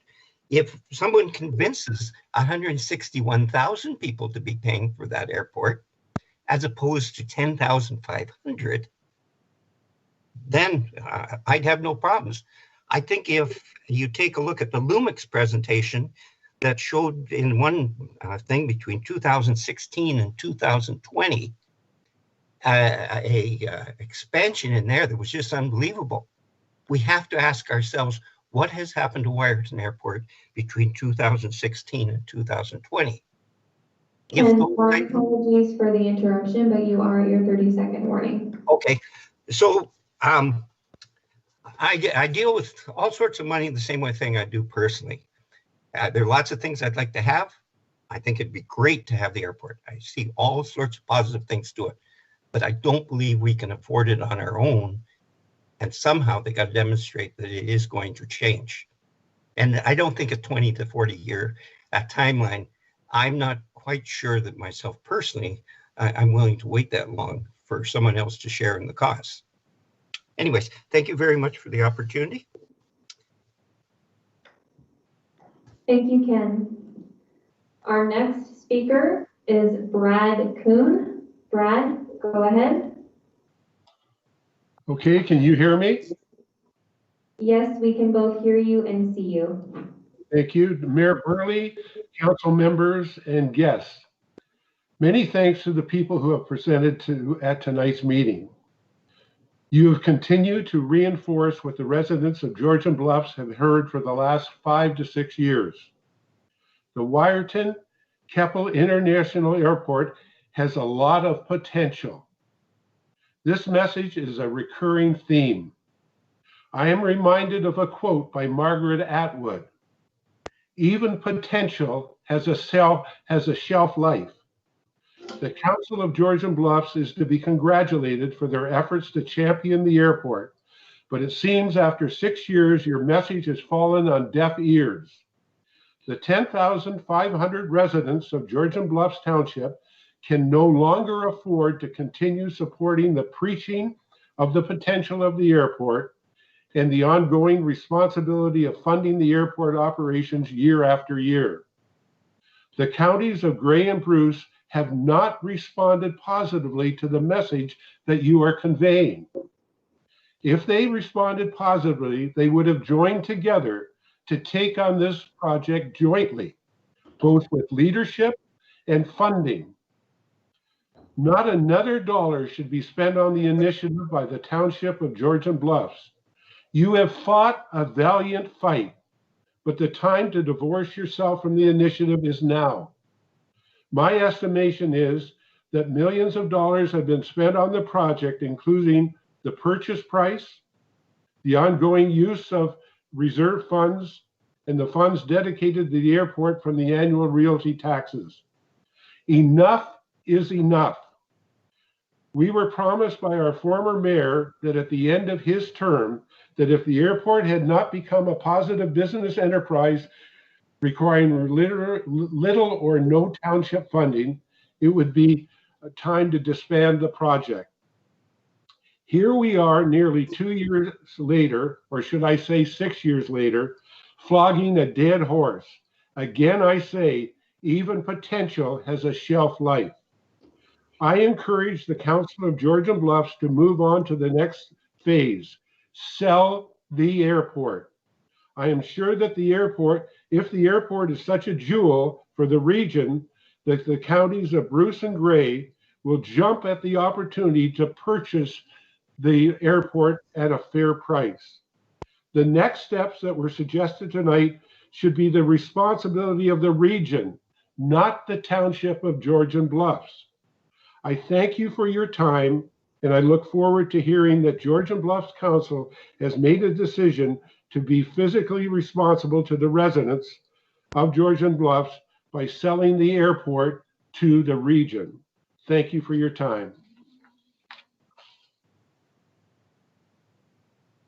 Thank you, Brad. Our next registrant is Tyler Hayes. Tyler, go ahead. Yeah, hello everybody tonight, and the presentations were fantastic. They were very well put together and had lots of very good information. The biggest, in my opinion, the biggest problem with any airport on a municipal level is it has to have council support. And to have council support, it also has to have taxpayer support.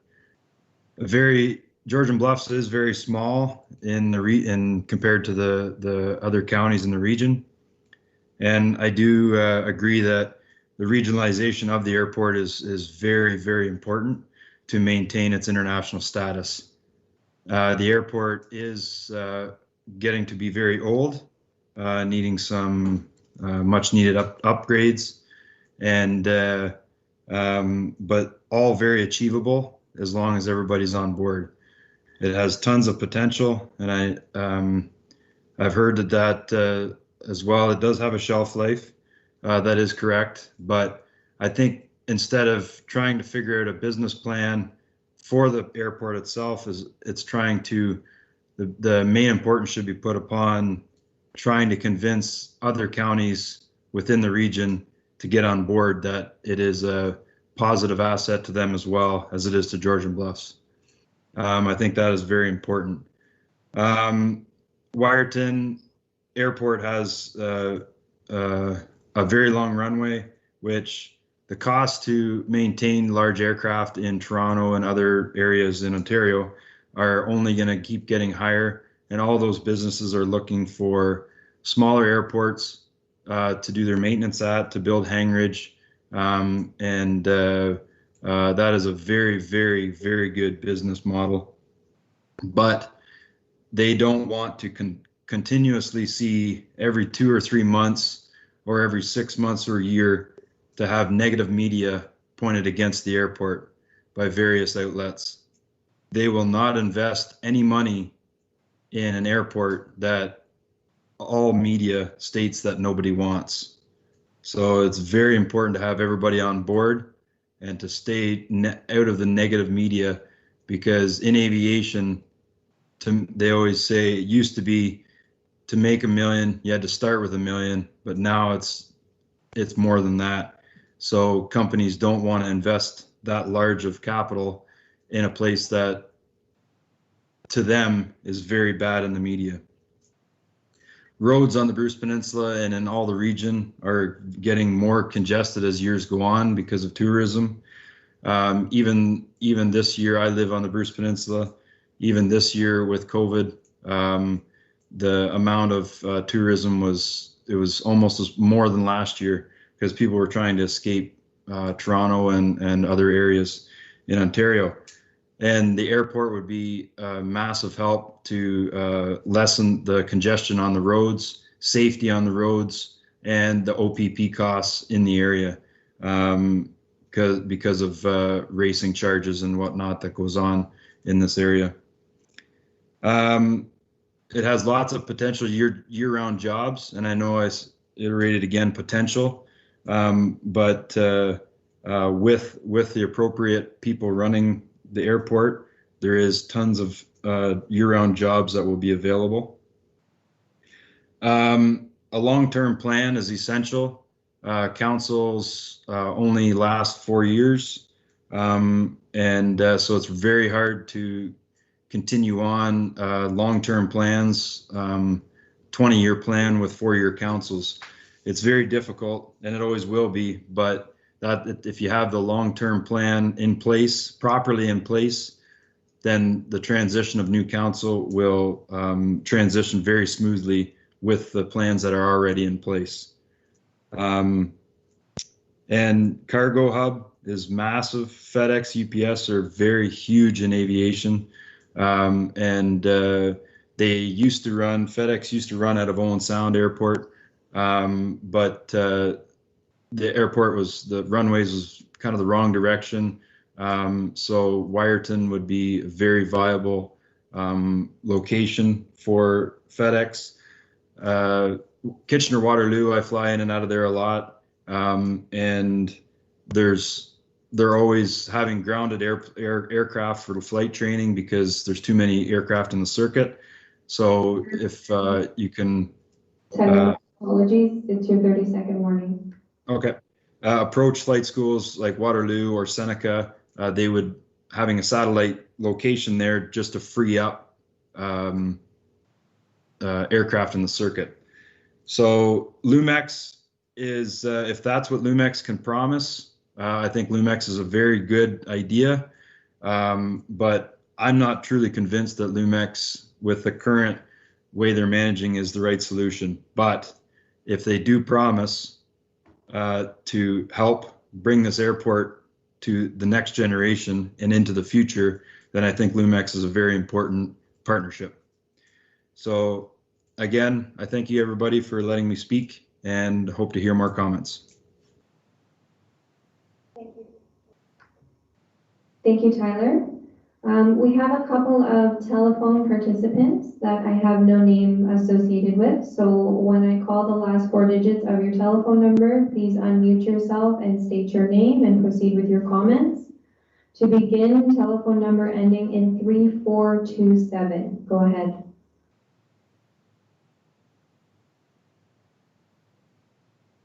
To unmute yourself, select *6.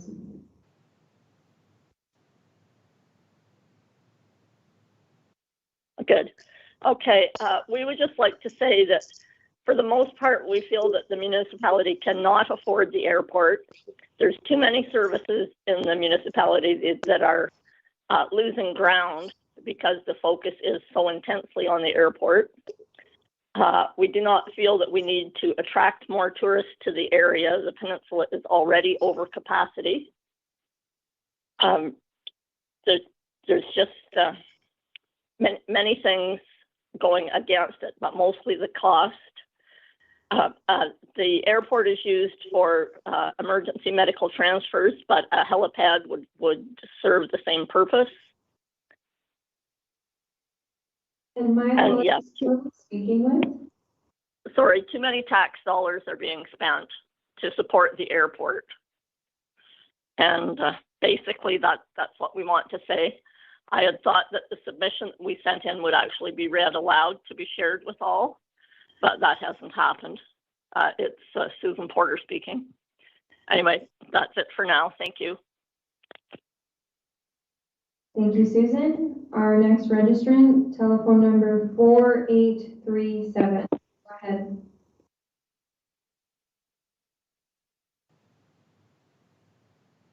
To unmute yourself, you'll have to select *6.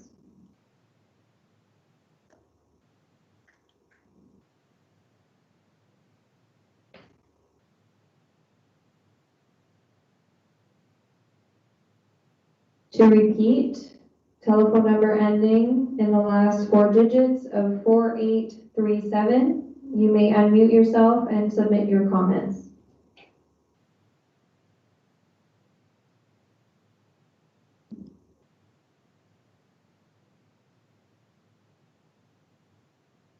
Okay, we'll move on to our next registrant. I can see that Mr. Peter Saponis has his hand raised. Peter, if you'd like to go ahead, please. Yes, thanks very much. Yeah, I just wanted to address some of the concerns of Brad Coons and some of the other callers, Mrs. Porter there. And I have to agree with Tyler Hayes. There is a concern, yes, as a ratepayer in Georgian Bluffs as well. I feel that sometimes, yes, it does seem excessive, but 4 cents on the dollar, I can afford that. The other portion is the other municipalities that are using this facility must contribute, plain and simple. It boils down to, if they choose not to join in, then I suggest the councillors send them a bill for any of their residents that are using the airport who aren't ratepayers in Georgian Bluffs. Plain and simple. Can we use a landfill site in South Bruce Peninsula? No. It's the same sort of thing, isn't it? We're just kind enough to let the region use the airport that is based in Georgian Bluffs. It must be a regional airport, plain and simple. And if the councillors can find out a different way of sending a bill to the other regions, I encourage them to find a way. Thank you.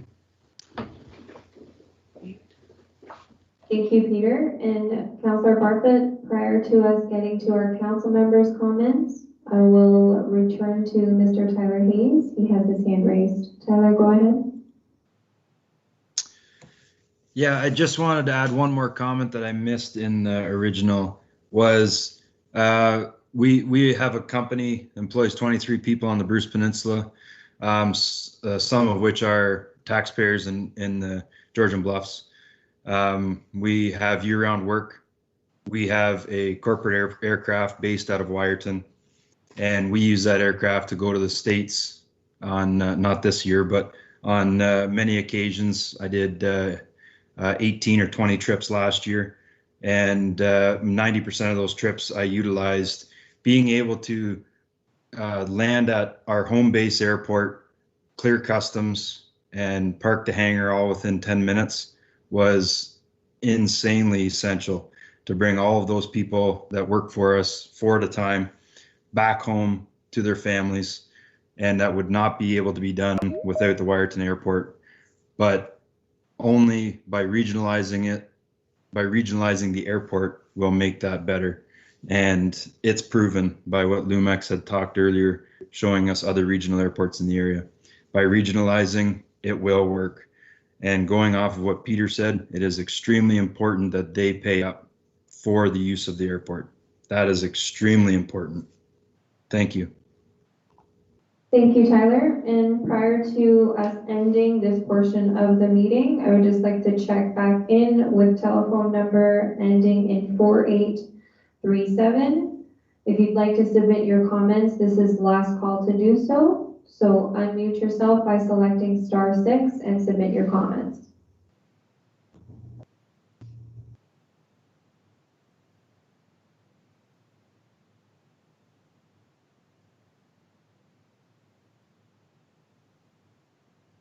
Okay, we will move forward. Mr. Mayor, that concludes the public commentary and question period portion of this meeting. Thank you, Madam Clerk, and a special thank you to all that took place in this different kind of meeting. And a special thank you to you, Madam Clerk, for being able to organize this very efficiently. And thank you very much on behalf of Council. If anyone still wishes to submit comments to our clerk, please feel free to do so. She's more than willing to accept them. We've had great comments from everybody here tonight. All this is a public meeting to gather information. And Council will consider all the information that we've got before us and move forward with the direction. And before I go to Council, I was just saying go to Council. Okay, Carol, go ahead, Councilor Barfoot. Okay, I'd like to thank everyone for their sharing their opinions. Just recalling, I have heard this same discussion for 25 years. 1995, Keppel, Town of Wiarton and Amabel acquired the airport at that time with the understanding that after 10 years they would own it, which happened. We bought it out from Wiarton because the others did not want to participate any longer. I've heard the same debate for 25 years. It was my opinion then, and it is still my opinion today, the only way this can succeed is if it's a regional airport. I'm not against the airport. I realize the value in it, in the land value alone. However, it does more for other municipalities than it's doing for Georgian Bluffs at the present time. So if it's a regional airport, I can support it. If everybody wants Georgian Bluffs to be footing the bill, I cannot support that any longer. I've seen it over 25 years, this same story. They talked about grant money. I believe it's, is it 1,000 flights a year that you need to be available for grant money? Go regional or get out. Thank you, Carol, for your comments, and I agree with everyone 100%. I'll move on with back to our Madam Treasurer. Thank you, Mr. Mayor. So I just kind of wanted to summarize all of the discussions tonight with some next steps and inform council and the public about what we have in the works. So we've talked a lot about regionalization tonight and the benefits of regionalization. So next steps are to make presentations to Grey County Council and Bruce County Council on the benefits of regionalization and see if we can get some buy-in from them to do that feasibility study that will tell us if it is feasible to move the Wiarton Keppel International Airport to a regional airport. So Steve, correct me if I'm wrong, but I believe we have a date scheduled for the presentation to be made to Grey County, and that's in the coming weeks. After that, we should get some direction whether Grey County is open to that feasibility study or not. At one point, I believe there was conversations to schedule a similar meeting at Bruce County, but I'm unsure if that's been scheduled yet. I'm looking at Steve to see if he knows. Side, sorry. One, great. Thanks, guys. Yeah, I believe the presentation to Grey County Council has been scheduled for December 10th. And I think at some other point, the presentation will be made to Bruce County. I guess there'll be some debate on what exactly the presentation will be about. Well, we know what it'll be about, but the focus of it. We talked about the regional feasibility study. We've identified some funding sources for that. And so that's what we would be recommending is that you do the regional study, feasibility study, which will talk about the asset, all the regional airports, not just the Wiarton Airport. It would look at the whole collection of airports and get a focus and a strategy and a plan and management structures and proposals. Okay, thank you, Steve. So that is next steps is to make a regionalization presentation to County Council. So it is my opinion that, we've done the presentation tonight to Council and ratepayers, but we need to know where the counties stand. If they support a regionalization feasibility study, then I think the next ask that we would be asking for is time. And that is time to complete that study. Anything we do today to the airport could hinder us in the long term. And what I mean by that is if you decide or council decides to close the airport, tomorrow or 6 months from now before we do that feasibility study, it is extremely difficult to get that certified classification back once we lose it. So I know that it's been preached before about the potential and the possibility, but now I feel that staff and Georgian Bluffs Council are taking the right steps to actually move this towards the possibility of regionalization. If Gray County and Bruce County say, you know what, we don't want to make it a regional airport, then we have, or a regional airport, then I think Council of the Township of Georgia Bluffs has some tough decisions to make. But have we formally gone to them and asked if they're willing to try it? I believe the answer is no. And now we are going to them, making the presentation on the benefits of regionalization and asking them if they will support that study, which to my knowledge has not been done in the past. Nobody's actually asked them. We've done a lot of talking about it, but we've never actually approached them to say, are you interested? And now that is what we're doing. So I hope that I've summarized next steps, and I'm seeing some heads nodding that I have. But I do believe there are further council questions, Mr. Mayor. Thank you, Cassie, and it's great to lay the next steps out, which are very important. I'll go to Councillor Bartlett next. I was just checking my notes here, Mr. Mayor, so through you. Go ahead. There have been at least 2 plans done. There was a strategic plan done 2017 to 2021, and there was a feasibility study 2018. We have to put time constraints on this. This cannot go on for another 25 years. If you're getting a study done, like all strategic plans have time limits. So let's set some guidelines for this. Otherwise, we're wasting our time. Okay, thank you, Councillor Bartlett. Cassie, do you want to respond? Yes, thank you, Councillor Bartlett. So I believe what was lacking in that strategic plan that was done in, 2018, I believe you said, was the next steps. Like I said, nobody's actually gone to the counties and said, are you interested in making this a regional airport? And now we're doing that. But I totally agree with you that we do need to put timelines on these things.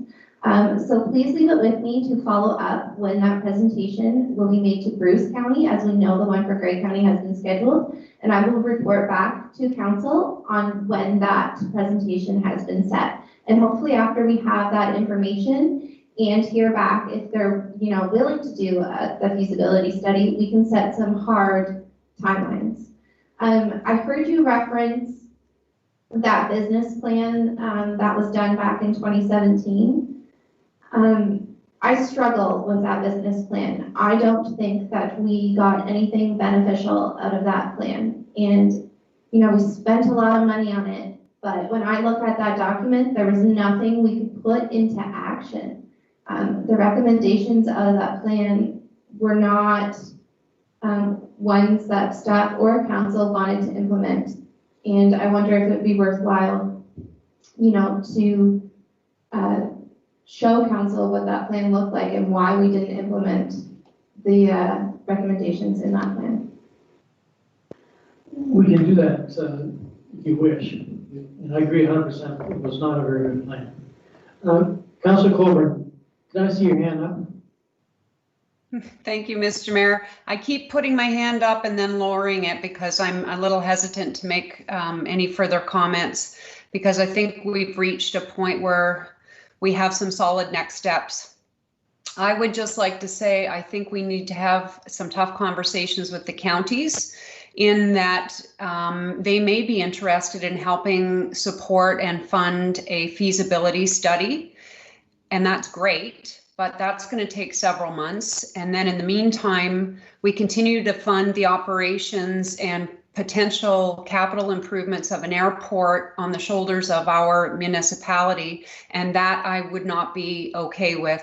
So if we're going to ask them to pony up for their share of the cost of the study, I think we need to also ask that they pay their share of the operations of the airport until such time as we can make a decision whether we're going to continue to keep this or make it a regional airport.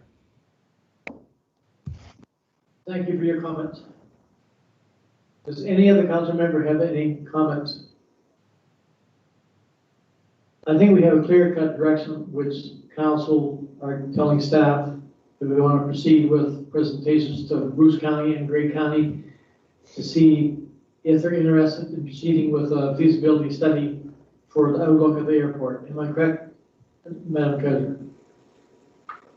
Yes, Mr. Mayor, I do believe that's the next steps, and I will reach out to Bruce County and see if they are willing to have that presentation, or if it has already been scheduled, and I will report back to council. After we hear how that presentation goes, I think we need to add this topic to a council meeting to report back to council if there was interest. And maybe that can lead into some of those conversations that Councillor Coburn was talking about, being, you know, if you want to do this study, is there any way you can support us in the meantime? But I think it's important first to determine interest.